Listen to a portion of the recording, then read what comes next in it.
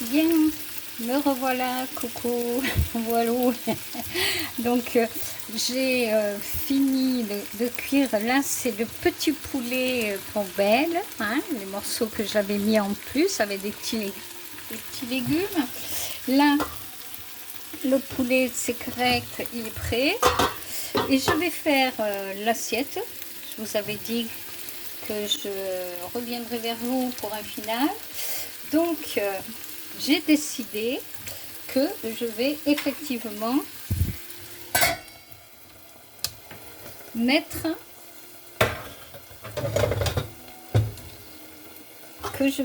de l'ananas. Je ne savais pas si je le ferais, donc ça le petit pot, on va le mettre là maintenant.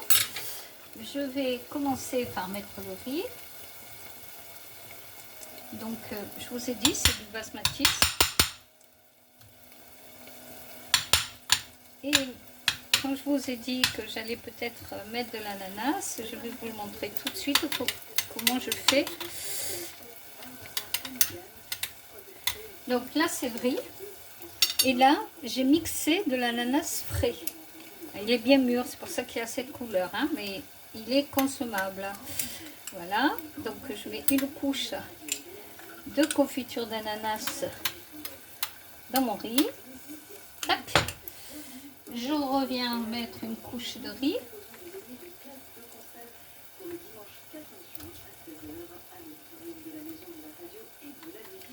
Voilà. La créativité. J'ai remarqué que la créativité, la mère de la créativité, c'est moins nous avons de choses et plus nous sommes créatifs. Je m'en suis rendu compte lors de mes ateliers à l'époque, hein, maintenant je suis à la retraite tranquillou, à l'époque où j'étais animatrice d'art, on va dire animatrice d'art pictural et dans tous les outils qui existent, les reliquaires, etc., en art-thérapie.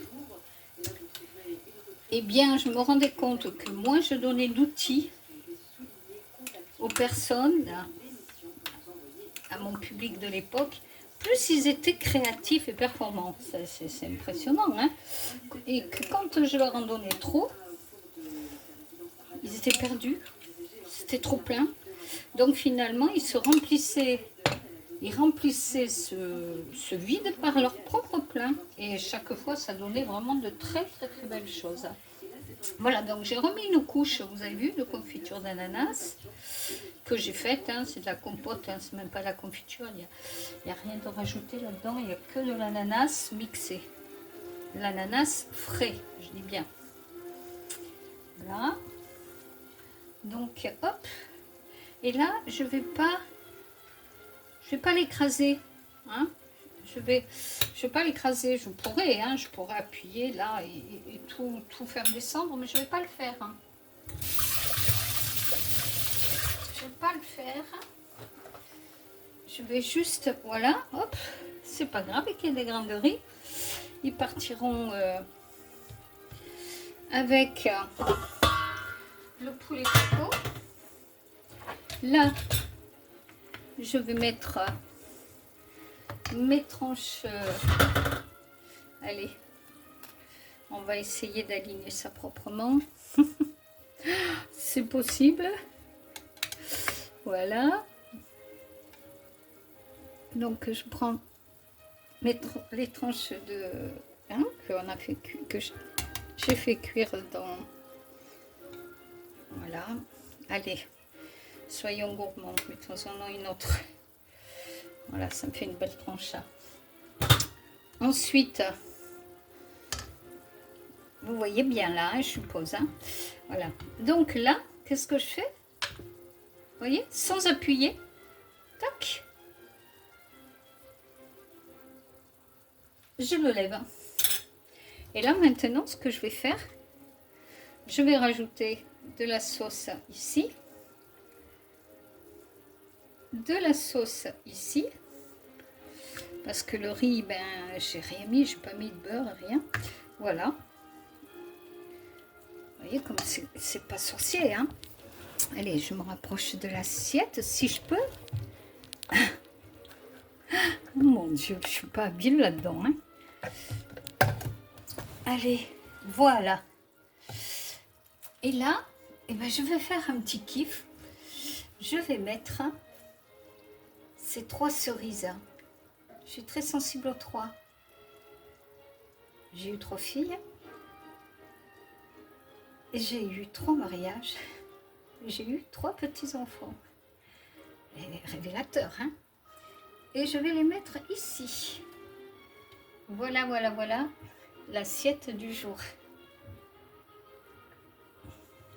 Et que c'est pas... Et encore, tiens, je vais faire un kiff. Oui, un kiff, bon, c'est pas que les jeunes, parce que moi déjà à mon époque, quand on était jeune, on le disait. Hein. Donc le kiff, ça date. Voilà, tac, allez, pour se faire plaisir.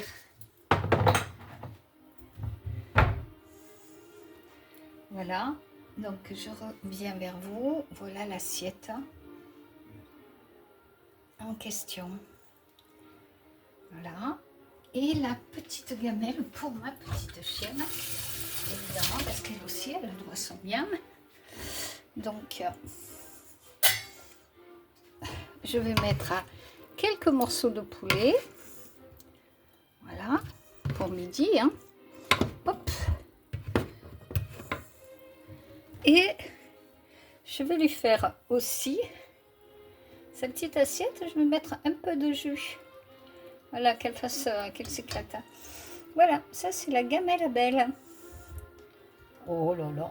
Bon, ça y est, j'y arrive. Allez, bye bye. Bon appétit à vous tous et toutes.